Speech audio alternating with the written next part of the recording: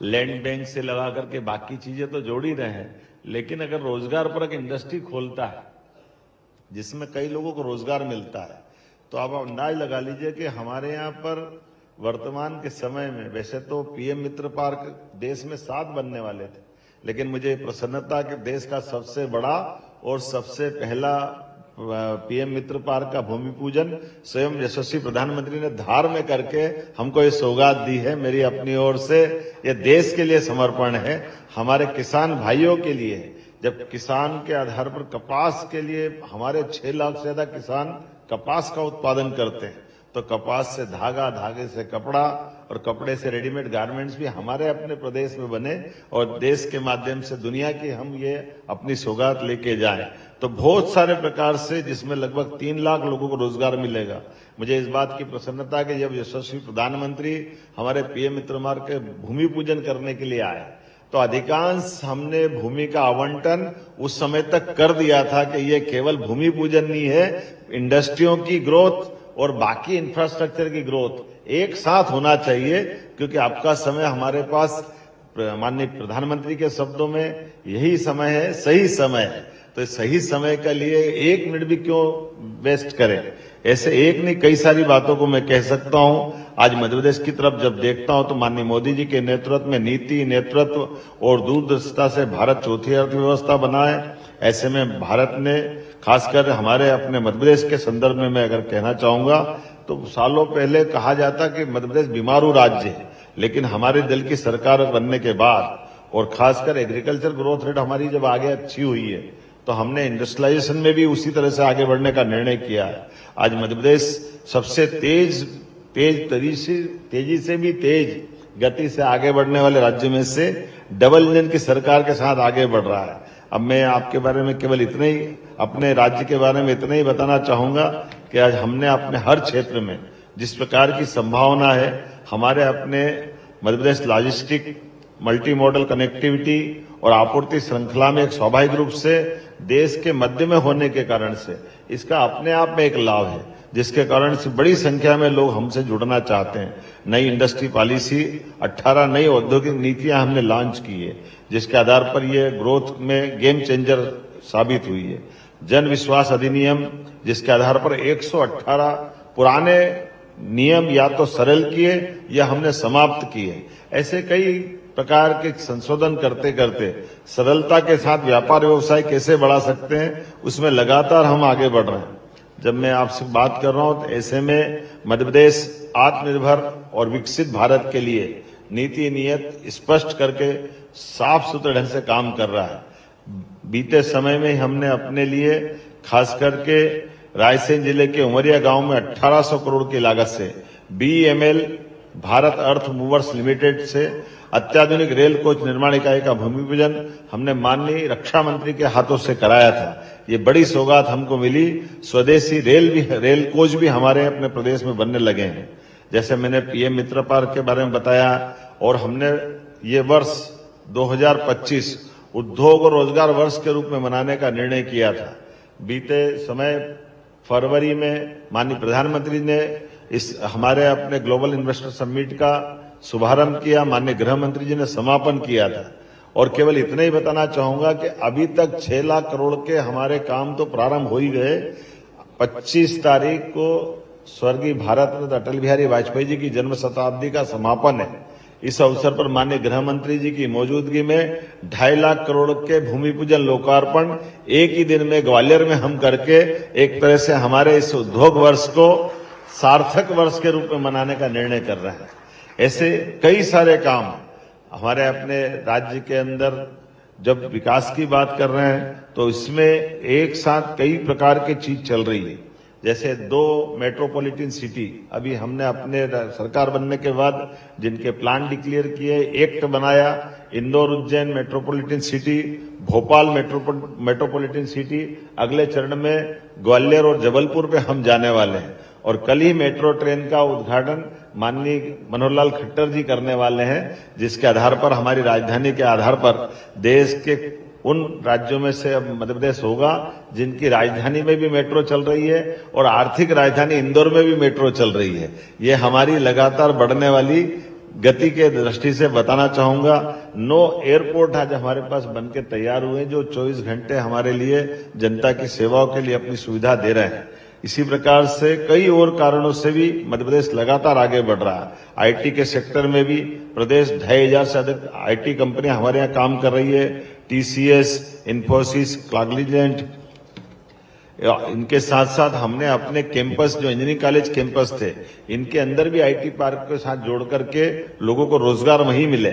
इसलिए इंदौर, भोपाल, जबलपुर, ग्वालियर इसमें IT park विकसित कर रहे हैं। साइंस सिटी हम बना रहे हैं, डीप टेक रिसर्च पार्क बना रहे हैं, ग्लोबल कैपेबिलिटी सेंटर, पॉलिसी और ऐसी कई प्रकार के विज्ञान के क्षेत्र में आगे बढ़ने के लिए, यहां तक कि जल्दी ही प्रदेश में स्पेस टेक पॉलिसी भी है, हम लॉन्च करने वाले हैं।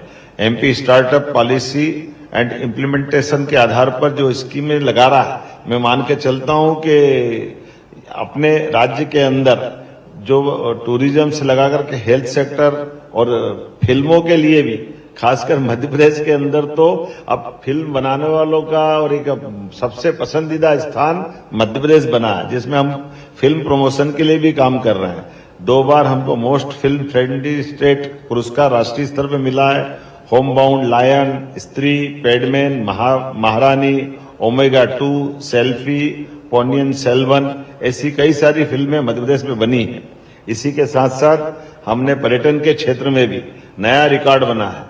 13.5 करोड़ से ज्यादा पर्यटक अकेले 2024 में आए और उसमें धार्मिक पर्यटन को लेकर के उज्जैन में 7 करोड़ धार्मिक पर्यटन के क्षेत्र से आने वाले लोगों के माध्यम से देश में सर्वाधिक पर्यटक आने के लिए एकमात्र शहर मध्य प्रदेश हमारे लिए मिला है। स्वच्छता के मामले में भी हमारे प्रदेश ने अपनी एक पहचान बनाई है। जब सबसे स्वच्छ शहर इंदौर है और इंदौर के साथ जबलपुर, उज्जैन 10 लाख से कम की आबादी में, और जबलपुर हमारा 5वें नंबर का शहर बना है। भोपाल दूसरे नंबर का शहर बना है। नेचुरोपैथी, वेलनेस ऐसे कई प्रकार के, खासकर hospitality industry, culture and spiritual tourism, rural eco tourism, event management ऐसे कई क्षेत्रों में भविष्य की बड़ी संभावना है, जिसमें हम रोजगार भी देख रहे हैं और राज्य की प्रगति भी देख रहे हैं। मध्य प्रदेश भारत का फूड बास्केट है। गेहूं, सोयाबीन, तिलहन, मक्का, मिलेट्स का उत्पादन, यह वैश्विक खाद्य उद्योग का मध्य प्रदेश केंद्र रहा है। फार्मास्यूटिकल्स, मेडिकल डिवाइसेस, स्वास्थ्य सेवा पावर हाउस ऐसे कई क्षेत्रों में, खासकर 300 से अधिक फार्मा एपीआई निर्माता जो 160 से अधिक देशों में उत्पाद निर्यात करते हैं। फार्मास्यूटिकल्स राज्य के कुल निर्यात का 20% हिस्सा है, जो इस सेक्टर की ताकत बताता है। भारत सरकार के साथ मिलकर विक्रम उद्योगपुरी उज्जैन में मेडिकल डिवाइस पार्क की स्थापना की जा चुकी है, जिसके फेज 1 में सारी इंडस्ट्रियां लगी है। फेज 2 हमने प्रारंभ किया है। पेट्रोकेमिकल्स, मध्य प्रदेश के प्राकृतिक संसाधन जैसे विशाल कोयला भंडार, कोलबिड मैथेन रिजर्व पेट्रोकेमिकल उद्योग को मजबूत आधार देते हैं। मध्य प्रदेश में पेट्रोकेमिकल्स उद्योग मजबूत और तेज गति से विकसित हो रहा है। ग्वालियर के बिलोआ, भोपाल क्षेत्र में तामोट, प्लास्टिक पार्क और कई प्रकार के अलग प्रकार से इंडस्ट्रियों को प्रोत्साहन हम दे रहे हैं। माननीय प्रधानमंत्री जी के नेतृत्व में बीना में 49,000 करोड़ की लागत से पेट्रोकेमिकल इंडस्ट्री की स्थापना की जा चुकी है।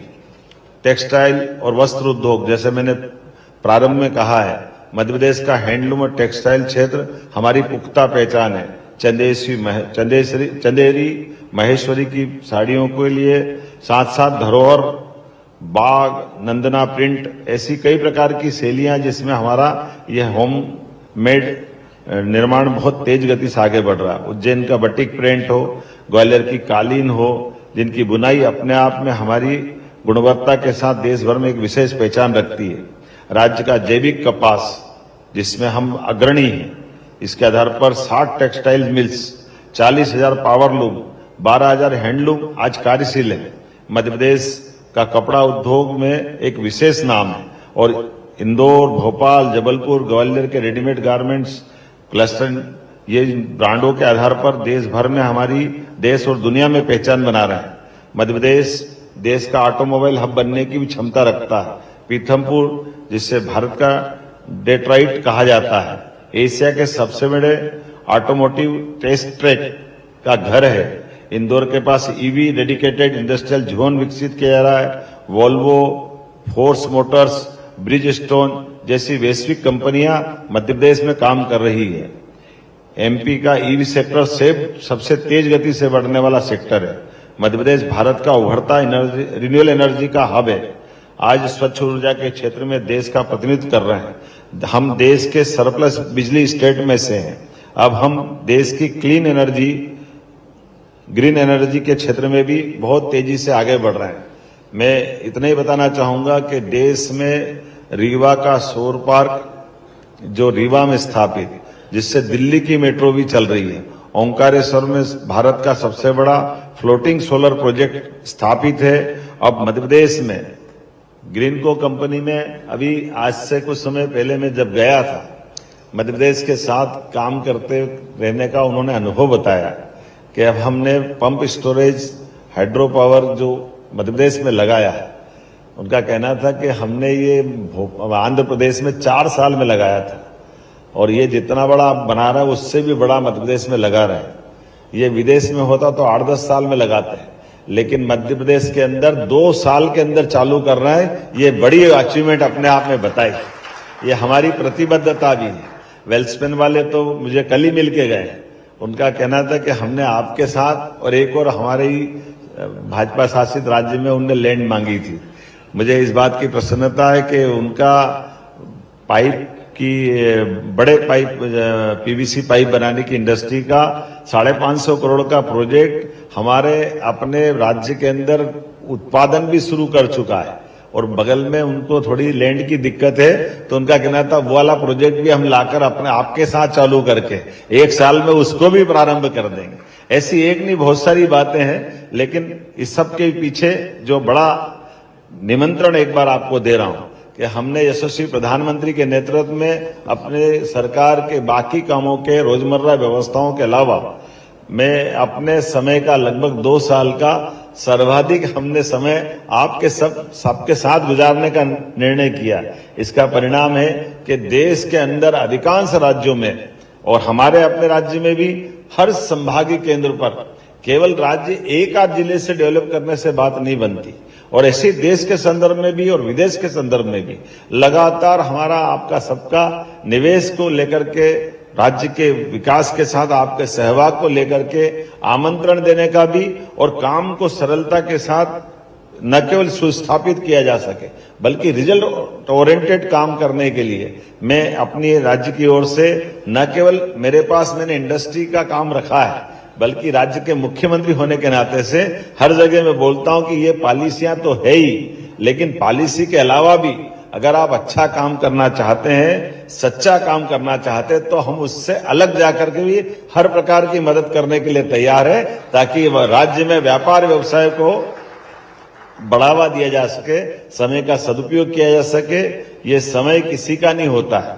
यशस्वी प्रधानमंत्री के नेतृत्व में कम समय में देश ने जिस प्रकार से अपनी पहचान बनाई, हमें इस बात की प्रसन्नता है। हम सबको भी उसी प्रकार से कटिबद्ध होने की आवश्यकता है। और ऐसे उहापोह वाले आरोह अवरोह के समय में हम जब दुनिया की तरफ देखते हैं तो दुनिया के अंदर सबसे तेज गति से बढ़ने की क्षमता अगर किसी में है तो हमें प्रसन्नता है। हमारे देश भारत में है और भारत के अंदर के सभी राज्य इसी प्रकार से माननीय मोदी जी के नेतृत्व में बढ़ रहे हैं। पुनः एक बार मेरी अपनी ओर से वर्ल्ड हिंदू इकोनॉमिक फोरम के लिए मेरी तरफ से वंदन, अभिनंदन। और जहां आप चाहोगे, जब चाहोगे, सदैव मध्य प्रदेश सरकार आपके साथ खड़ी है, कदम से कदम मिला करके।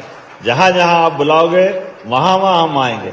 आप जैसा मदद चाहोगे सब प्रकार के काम करने के लिए तैयार है। आइए हम सब मिलकर के माननीय प्रधानमंत्री के नेतृत्व में भारत को मजबूत बनाता देखें। और खास करके ये हमारे लिए ये फोरम का नाम, मुझे तो इस बात का गर्व है कि हाँ, दुनिया के अंदर इस बात का गर्व होना चाहिए कि हमारी राष्ट्रीयता जिससे जुड़ी है उस शब्द पे हमको क्या शर्माना। आइए इस फोरम को मजबूत करें और हम आगे बढ़ें। मेरी अपनी ओर से बहुत बहुत बधाई, बहुत बहुत धन्यवाद।